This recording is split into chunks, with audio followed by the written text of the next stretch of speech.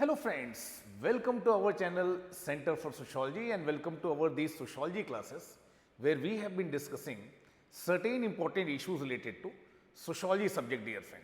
And as you know that we have been discussing class 11 sociology NCERT book that is Introducing Sociology और इस NCERT book के through दोस्तों हम आपके साथ सोशोलॉजी सब्जेक्ट पर एक बेहतर अंडरस्टैंडिंग बनाने की कोशिश कर रहे हैं in same series of lectures. Again, I am here present with you people, dear friend, to discuss chapter 4 of this book. Already we have covered 3 chapters of this book, and as far as I know, dear friend, that आप लोग का जो feedback है कि ये जो तीनों chapters हैं आपको समझ में आए हैं. Of those people, those who are fresher, dear friend, जिनका कोई background नहीं है sociology optional में, उनके लिए देखिए ये NCERT सीरीज बहुत ही इंपॉर्टेंट है और हम इन NCERT सीरीज को वन बाई वन आपके साथ सारी NCERT बुक्स को कवर करेंगे through the platform of centre for sociology. अब देखिए आज की क्लास स्टार्ट करने से पहले, आज का सेशन स्टार्ट करने से पहले थोड़ी सी बेसिक इन्फॉर्मेशन मेरे बारे में दोस्तों. My name is Pankaj Shukla and I have been teaching this sociology subject to UPSC aspirant since last more than 1 decade. और सोशोलॉजी सब्जेक्ट के साथ जब आप इस एग्जाम की प्रिपरेशन कर रहे हैं तो अगर आपके कोई भी डाउट है, कोई भी क्वेरी है दोस्तों, तो आप मेरे साथ इन सोशल मीडिया प्लेटफॉर्म के थ्रू जुड़ सकते हैं. आपके जो भी क्वेरीज हैं, जो भी डाउट्स हैं दोस्तों, आप मेरे साथ डिस्कस कर सकते हैं. अब बात करेंगे हम इस सीरीज के बारे में जिसको हमने आपके साथ स्टार्ट किया था, considering that many of you do not have any background of sociology subject दोस्तों. और देखिए as a person who do not have any background of sociology subject, जब आप इस एग्जाम की प्रिपरेशन स्टार्ट करते हैं तो देखिए हर कोई आपको यही बोलता है कि आपको NCERT बुक्स पढ़नी चाहिए. और जब आप इस एग्जाम की प्रिपरेशन करते हैं तो एक स्टैंडर्ड बुक के बारे में आपको पता चलता है, that is themes and perspective on sociology by Haralambos and Holborn. इन दोनों बुक्स को हम आपके साथ इस प्लेटफॉर्म के थ्रू कवर करेंगे दोस्तों, कर रहे हैं आपके साथ. और एक थर्ड इंपॉर्टेंट डायमेंशन है, that is dimension of answer writing dear friend, कि जो भी आपने नॉलेज एक्वायर किया है, सोशोलॉजी आप समझ तो गए हैं, but how to write, how to present your ideas, that is also very important dear friend. So we will talk about answer writing also. और ये सारी चीज़ें हम आपके साथ इस प्लेटफॉर्म के थ्रू करने की कोशिश कर रहे हैं. आई होप कि ये लेक्चर्स आपको पसंद भी आ रहे होंगे. अब देखिए हम बात करेंगे अपनी इस NCERT बुक इंट्रोड्यूसिंग सोशोलॉजी के बारे में, जहाँ पर हम ऑलरेडी फर्स्ट, सेकेंड और थर्ड चैप्टर आपके साथ कवर कर चुके हैं. That is sociology and society, basic terms, concepts and there uses in sociology, understanding social institutions. These things we have already covered, dear friend. In today's class, we are going to start with 4th chapter of this book that deals with culture and socialization. तो culture और socialisation के बारे में एक अच्छी understanding develop करने की कोशिश करेंगे, जानने की कोशिश करेंगे दोस्तों कि व्हाट एग्जैक्टली इज कल्चर. हम जब भी सोशोलॉजी सब्जेक्ट को पढ़ते हैं तो बार बार ये दो टर्म्स हम बार बार यूज करते हैं दोस्तों. सोसाइटी का एक टर्म है, बार बार यूज करते हैं. कल्चर के टर्म को हम बार बार यूज करते हैं और कुछ जनरल अंडरस्टैंडिंग हमारी होती है इन टर्म्स को लेकर. But when you are getting expose to sociology subject that is actually scientific study of society, तो हम एक क्लियर अंडरस्टैंडिंग डेवलप करने की कोशिश करेंगे कल्चर के बारे में और सोशलाइजेशन के बारे में. तो first we will talk about culture and then we will talk about socialisation. अब देखिए यहाँ पर इस बुक में कल्चर के बारे में, कल्चर की अलग अलग डायमेंशंस के बारे में, अलग अलग डिफिनेशंस के बारे में बताया गया है कि कैसे अलग अलग सोशोलॉजिस्ट या सोशल एंथ्रोपोलॉजिस्ट ने कल्चर को डिफाइन किया है. They try to explain that what exactly is culture. Culture है क्या, कल्चर की क्या अंडरस्टैंडिंग आपको होनी चाहिए, कल्चर की अलग अलग डायमेंशंस क्या हैं, कोग्निटिव डायमेंशन क्या है, नॉर्मेटिव डायमेंशन क्या है, मटेरियल डायमेंशन क्या है. इन सारी बातों को हम आपके साथ समझने की कोशिश करेंगे. देन कुछ की कॉन्सेप्ट्स हैं और देखिए इन की कॉन्सेप्ट्स की अंडरस्टैंडिंग बहुत ही इंपॉर्टेंट है दोस्तों. What exactly is ethnocentrism, what exactly is cultural identity, what exactly is cosmopolitanism. all these aspects we will try to develop a good understanding about these aspects in this first part of our chapter, dear friend. Then in second part हम आपके साथ socialization के बारे में बात करेंगे, that how socialization is an important process through which we become member of society. Society के क्या तौर तरीके हैं, क्या नॉर्म्स हैं, वैल्यूज़ हैं, कैसे हमें बिहेव करना चाहिए, कैसे नहीं करना चाहिए, इन सारी बातों को हम सीखते हैं. क्या है प्राइमरी सोशलाइजेशन, क्या है सेकेंडरी सोशलाइजेशन, इसे समझने की कोशिश करेंगे। And what are different agencies of socialisation, कैसे फैमिली एक इम्पॉर्टेंट एजेंसी ऑफ सोशलाइजेशन है, कैसे स्कूल्स और कॉलेज एक इम्पॉर्टेंट एजेंसी ऑफ सोशलाइजेशन है, कैसे आपके जो दोस्त हैं, आपका जो पीयर ग्रुप है, आपके जो रिलेटिव्स हैं, they can be also an agency of socialisation. इन सारी बातों को हम समझेंगे सोशलाइजेशन प्रोसेस में। तो first part we will try to emphasise more on culture aspect and in second part we will try to emphasise more on socialisation aspect dear friend. अब इस बुक के इंट्रोडक्शन में बहुत ही अच्छे से बताने की कोशिश की गई दोस्तों कि कल्चर क्या है, कल्चर की इंपॉर्टेंस क्यों है दोस्तों। तो यहाँ पर देखिए इंट्रोडक्शन में बताया गया है कि जब भी आप किसी प्लेस पर जाते हैं तो जिस तरह से आपके पास एक नेविगेशन मैप होता है, ये नेविगेशन मैप आपको सोर्स से डेस्टिनेशन तक पहुंचाने में आपकी मदद करता है। आप इजीली कन्वीनियंस के साथ अपने सोर्स से, अपने घर से उस डेस्टिनेशन तक पहुंच पाते हैं। उसी तरह से जो कल्चर होता है दोस्तों, culture is in form of a common understanding. Society का मेंबर होते हुए आपका ये जो कल्चर है दोस्तों, आपको हेल्प करता है सोसाइटी को समझने में, सोसाइटी के तौर तरीकों को समझने में, सोसाइटी के बारे में एक कॉमन अंडरस्टैंडिंग डेवलप होती है किसकी मदद से, कल्चर की मदद से। तो जिस तरह से आपको नेविगेट करने में ये नेविगेशन मैप हेल्प करता है, उसी तरह से सोसाइटी में एडजस्ट होने में, सोसाइटी में रहने में, सोसाइटी में स्टेबिलिटी और ऑर्डर मेंटेन करने में एक कॉमन अंडरस्टैंडिंग के फॉर्म में कल्चर आपकी क्या करता है, मदद करता है। तो देखिए culture help us to understand that how to behave in society, just like navigation map, it help us to understand that which path, which way we should follow while moving towards our destination. तो culture is in form of a common understanding. Society में रहते हुए, society में लोगों के साथ interact करते हुए जो आप कॉमन अंडरस्टैंडिंग डेवलप करते हैं while interacting with each other, that common understanding, that common norms, values, belief system, क्या होना चाहिए, क्या नहीं होना चाहिए, what is the right way of doing this thing, what is wrong way of doing this thing, इसको लेकर जो आप एक जनरल अंडरस्टैंडिंग डेवलप करते हैं सोसाइटी में रहते हुए, एक दूसरे के साथ इंटरेक्ट करते हुए, such common understanding that is known as culture dear friend. और देखिए यहाँ पर बोला जा रहा है कि देखिए ये जो कल्चर आ रहा है इसके सोर्स हम ही लोग हैं दोस्तों। लाइक यहां पर एक डिस्टिंक्शन बताने की कोशिश की गई है ह्यूमन बीइंग्स और एनिमल्स के बीच में। ह्यूमन बीइंग्स को हम सोशल बीइंग भी बोलते हैं, और ये जो ह्यूमन सोशल बीइंग्स हैं, एक दूसरे के साथ इंटरेक्ट करते हुए, एक दूसरे के साथ रहते हुए आपने बहुत सारे इंस्टीट्यूशंस बनाए हैं, बहुत सारे सिंबल्स बनाए हैं, बहुत सारे साइंस बनाए हैं, बहुत सारे प्रोसेसेस आपने इवॉल्व किए हैं जिसके थ्रू हम सब सोसाइटी में मिलजुल कर रह सकते हैं।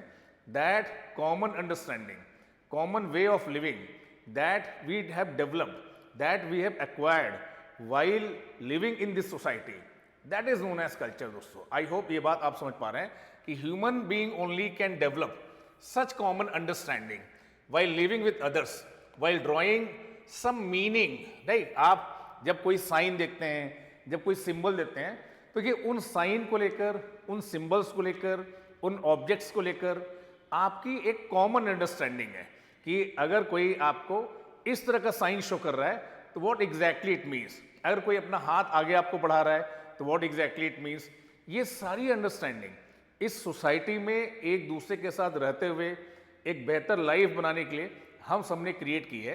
That common understanding we have developed while living in this society.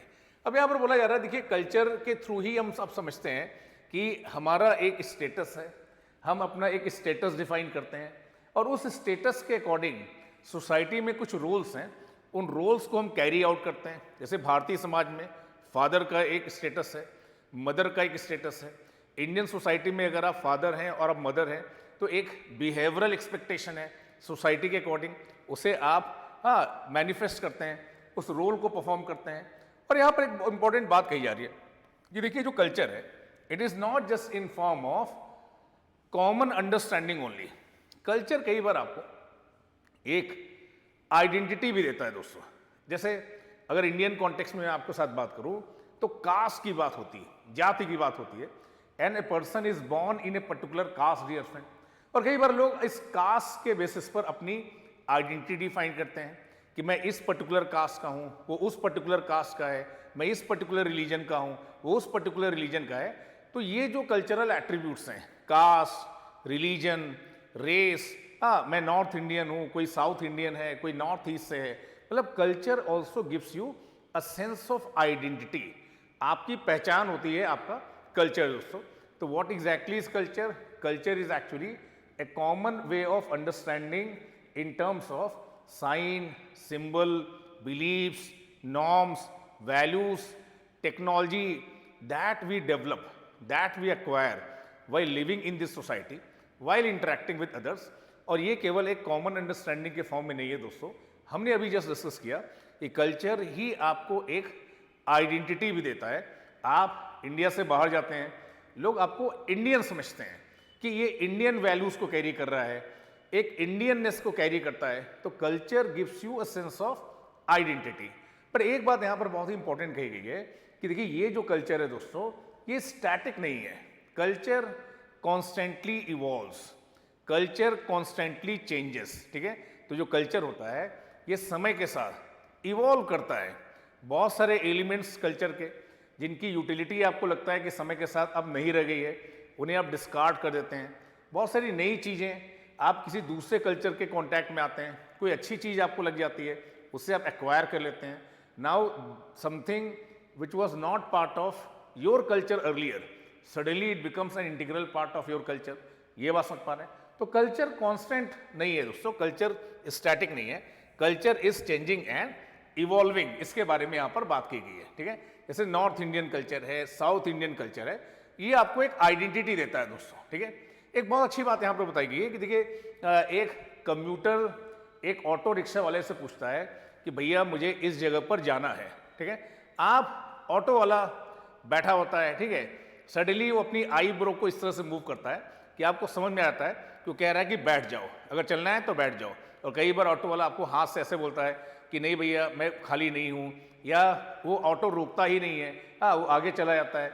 मतलब ये कुछ वेज हैं जिससे आप समझ जाते हैं कि ऑटो वाला आपको ले जाना चाहता है या ऑटो वाला आपको नहीं ले जाना चाहता है। तो ये जो कॉमन अंडरस्टैंडिंग है ये सोसाइटी में रहते हुए ही डेवलप होती है। हम इन चीज़ों को समझ पाते हैं just as a member of society. अब एक इंपॉर्टेंट बात यहाँ पर कही जा रही है कि देखिए ये जो कल्चर है, ये जो कॉमन अंडरस्टैंडिंग है, जो सोसाइटी में रहते हुए हम डेवलप करते हैं या एक्वायर करते हैं या लर्न करते हैं, ये अलग अलग सेटिंग में अलग अलग हो सकता है दोस्तों। लाइक जब ट्रेडिशनल हिंदुइज्म की आप बात करते हैं, और देखिए ट्रेडिशनल हिंदुइज्म में बहुत सारी ऐसी प्रैक्टिसेस हैं दोस्तों, ठीक है। इंडियन सब कॉन्टिनेंट में रहते हुए ये प्रैक्टिसेस इवॉल्व हुई हैं दोस्तों। बुक में बताया जा रहा है कि देखिए इस्लाम में क्या होता है कि आप जो डेड बॉडीज होती हैं, हाँ क्योंकि इस्लाम ओरिजिनेट हुआ अरेबिया में, मिडिल ईस्ट में जो हुआ, और वहाँ पर देखिए लकड़ियाँ वगैरह उतनी उपलब्ध नहीं थी, तो वहाँ पर डेड बॉडी को आप जलाते ही नहीं है दोस्तों, ठीक है। वहाँ पर एक अलग कॉन्सेप्ट है, अलग तरीके से आप लास्ट राइट्स परफॉर्म करते हैं। तो हर जो कल्चर होता है, ठीक है, जो लोग पहाड़ों पर रहते हैं हो सकता है उनकी फूड हैबिट्स अलग हो, जो लोग प्लेन एरियाज में रहते हैं हो सकता है उनकी फूड हैबिट्स क्या हो, अलग हो। जहाँ पर ग्रीन एंड लीफी वेजिटेबल्स बहुत ज़्यादा अवेलेबल है वहाँ पर लोग वेजिटेरियन रहना अफोर्ड कर सकते हैं। जहाँ पर काफ़ी कोल्ड क्लाइमेटिक रीजन्स हैं, प्रोडक्शन बहुत कम टाइम तक होता है दोस्तों, वहाँ पर हो सकता है लोग फूड आइटम्स को प्रिजर्व करना स्टार्ट कर दें। ये बात समझ पा रहे हैं? तो देखिए हर जो कल्चर होता है वो किसी एक पर्टिकुलर जियोग्राफिकल सेटिंग में, नेचुरल सेटिंग में वो ग्रो होता है दोस्तों, ठीक है। तो हम अलग अलग सेटिंग्स में रहते हैं, that may lead to emergence of diverse culture dear friend. इसलिए किसी समाज के कल्चर को इन्फीरियर कहना, किसी समाज के कल्चर को सुपीरियर कहना, ये सही नहीं दोस्तों। Culture can be adequate, it can be inadequate, but we should not categorise culture of a particular society as inferior और culture of another society as superior, because देखिए हर जो कल्चर होता है कुछ पर्टिकुलर कॉन्टेक्स्ट में इवॉल्व होता है, एक नेचुरल सेटिंग में इवॉल्व होता है, एक जियोग्राफिकल सेटिंग में इवॉल्व होता है। तो हर कल्चर की अपनी विशेषताएं हैं, हर कल्चर की अपनी कुछ लिमिटेशंस हैं। आई होप ये बात आप समझ पा रहे होंगे दोस्तों। अब देखिए यहाँ पर एक बात कही जा रही है दोस्तों, यहाँ पर एक इंपॉर्टेंट बात कही जा रही है कि हम ये जो कहते हैं कि जो लोग मेन स्ट्रीम सोसाइटी में हैं वो ज़्यादा डेवलप्ड हैं, ज़्यादा मॉडर्न है। बट यहाँ पर एक एग्जाम्पल दिया जा रहा है, 2004 का एग्जाम्पल दिया जा रहा है जब सुनामी आया दोस्तों। हाँ, तमिलनाडु में, केरला के कोस्ट पर सुनामी आया दोस्तों, और उन्होंने हमारी लाइफ को, जो कोस्टल एरिया में जो लोग रह रहे थे, उनकी लाइफ को बुरी तरह से प्रभावित किया। काफ़ी सारा जान माल का क्या हुआ, नुकसान हुआ, लोगों की डेथ हुई, मटेरियल लॉस हुआ। बट उस दौरान भी वो लोग जो प्रिमिटिव ट्राइब की तरह से रह रहे थे अंडमान और निकोबार रीजन में, उनकी लाइफ को बहुत ज़्यादा फर्क नहीं पड़ा दोस्तों। तो यहाँ पर ये बताया जा रहा है कि हम ये नहीं कह सकते कि जस्ट हम टेक्नोलॉजिकली एडवांस हैं, इसका मतलब हमारा कल्चर क्या है, सुपीरियर है, और ये लोग टेक्नोलॉजिकली एडवांस नहीं है तो इनका कल्चर इन्फीरियर है, कंजर्वेटिव है, बैकवर्ड है। तो वो जो चैलेंज आया सुनामी के दौर में, इन प्रिमिटिव ट्राइब ने अपनी मैकेनिज्म का यूज करके उन्होंने इस चैलेंज को क्या किया, टैकल किया। तो हम नहीं कह सकते कि कोई कल्चर इन्फीरियर है या कोई कल्चर क्या है, सुपीरियर है। अब देखिए, कल्चर के बारे में हमने एक सामान्य अंडरस्टैंडिंग डेवलप कर ली कि देखिए कल्चर है क्या, कल्चर एक कॉमन अंडरस्टैंडिंग है, that we learn, that we acquire, that we understand while living in society with each other, जो हमें सोसाइटी में एडजस्ट करने में मदद करता है, सोसाइटी में रहने में क्या करता है, मदद करता है। एक कॉमन अंडरस्टैंडिंग हम डेवलप कर पाते हैं। और ये जो कल्चर है, ये हमारी आइडेंटिटी का भी क्या है, एक पार्ट है। ये तो हमने अभी तक समझ लिया। बट सोशियोलॉजी में चूंकि हम ऐसा बोल रहे हैं कि sociology is a scientific study of society, तो बहुत सारे सोशियोलॉजिस्ट, बहुत सारे सोशल एंथ्रोपोलॉजिस्ट ने कल्चर को डिफाइन करने की भी कोशिश की है दोस्तों। और यहाँ पर देखिए कुछ इंपॉर्टेंट डिफिनेशंस के बारे में हम समझेंगे, जिससे हम समझेंगे कि what exactly is culture in precise form. तो sociologist they understand culture as a common way of life. हमारा जो day to day way of life है उसे समझते हैं हम कल्चर के थ्रू। एडवर्ड टाइलर एक फेमस एंथ्रोपोलॉजिस्ट हैं और बोले कि देखिए culture is sum total of everything. Culture is sum total of beliefs, morals, art, knowledge और any other capability of human being that human being they acquire as a member of society. So while living in the society, as a member of society, whatever we acquire, whatever we learn, whatever we develop, everything constitute part of what? Culture. So it is an all encompassing. जो भी हम चीज़ें acquire कर रहे हैं, जो भी चीज़ें हम learn कर रहे हैं, जो भी चीज़ें हम develop कर रहे हैं, while being member of society, that is part of culture. Similarly, Bronislaw Malinowski, इनका कहना है कि culture comprises of inherited artifact। कई बार होता है कि फादर कारपेंटर हैं, अपनी स्किल को सन को क्या करते हैं, ट्रांसमिट करते हैं, या आइडियल्स, वैल्यूज एक जनरेशन से दूसरी जनरेशन तक हम क्या करते हैं, ट्रांसमिट करते हैं। तो ये जो चीज़ें हम इनहेरिटेड फॉर्म में एक जनरेशन से दूसरी जनरेशन में ट्रांसमिट हो रही हैं, that means culture according to Malinowski, dear friend. तो culture in simple words, it is sum total of everything that is acquired by human being by virtue of being social, by virtue of being member of society. Values, norms, belief, technology, tools, infrastructure, जो भी आप create कर रहे हैं, जो भी आप learn कर रहे हैं, एवरीथिंग कॉन्स्टिट्यूट व्हाट? कल्चर। ये सब आपकी संस्कृति है, ये सब आपका कल्चर है। आई होप ये बात आप लोग को समझ में आ रहा होगा कि that is the meaning of culture, dear friend. So culture means a way of thinking, culture means a way of feeling, culture means a way of behaving और total way of life of a people.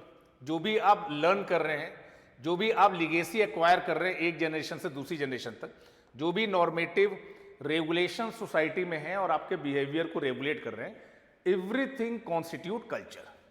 अब sociologist culture की अलग अलग dimensions के बारे में बात कर रहे हैं, क्योंकि देखिए यहां से ऐसा लग रहा है कि कल्चर इज ऑल इनकम्पासिंग।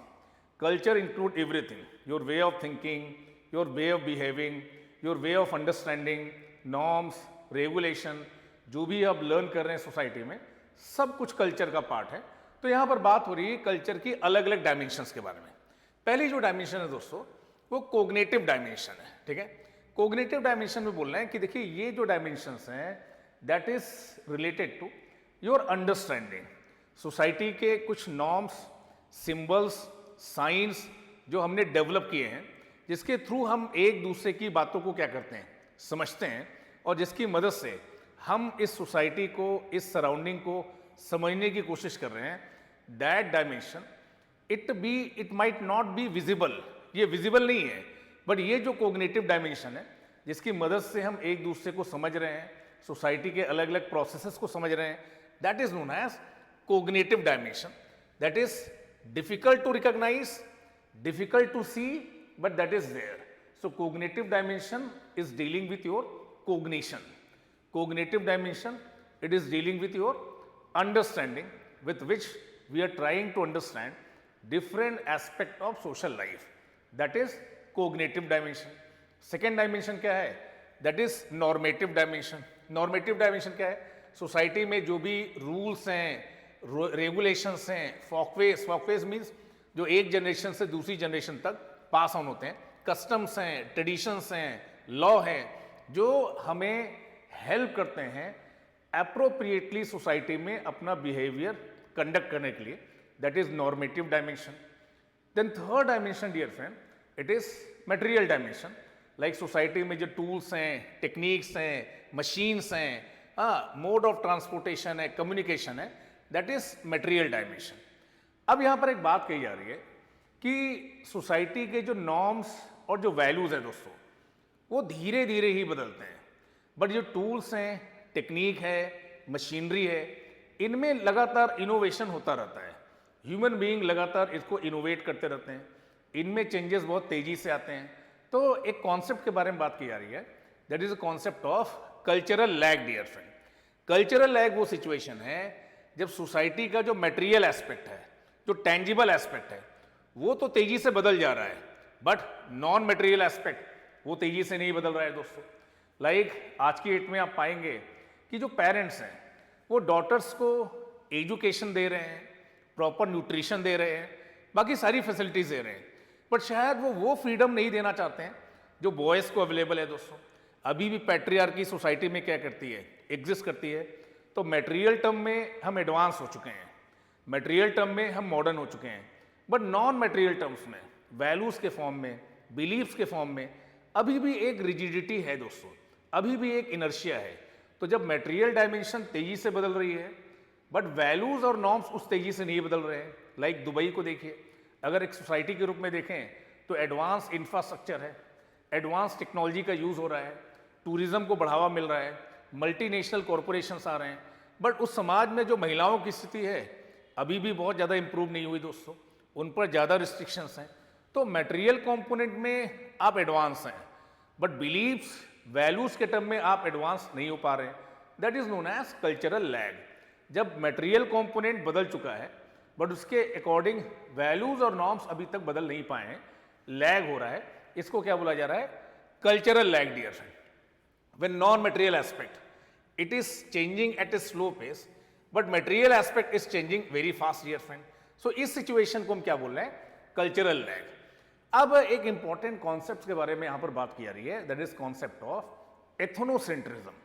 देखिए जहां पर भी इज्म लगा हो, ism means a kind of ideological belief. Ethnocentrism एक ऐसी सोच है कल्चर को लेकर, एक ऐसा बिलीफ सिस्टम है जिसमें आप दूसरे के कल्चर को, that is evaluation of behaviour and belief of other culture, other मतलब दूसरे कल्चर के लोगों के बिहेवियर को, उनके बिलीव्स को अपने कल्चरल स्टैंडर्ड के बेसिस पर आप इवेल्युएट करते हैं, कंपेयर करते हैं। लाइक जब भारत में ब्रिटिश कॉलोनियलिज्म था, सो ब्रिटेन में ऑलरेडी रेनेसां हो चुका था, ऑलरेडी रिफॉर्मेशन प्रोसेस, इनलाइटनमेंट हो गया था। भारत में उस समय तक ये चीज़ें नहीं हुई थी दोस्तों।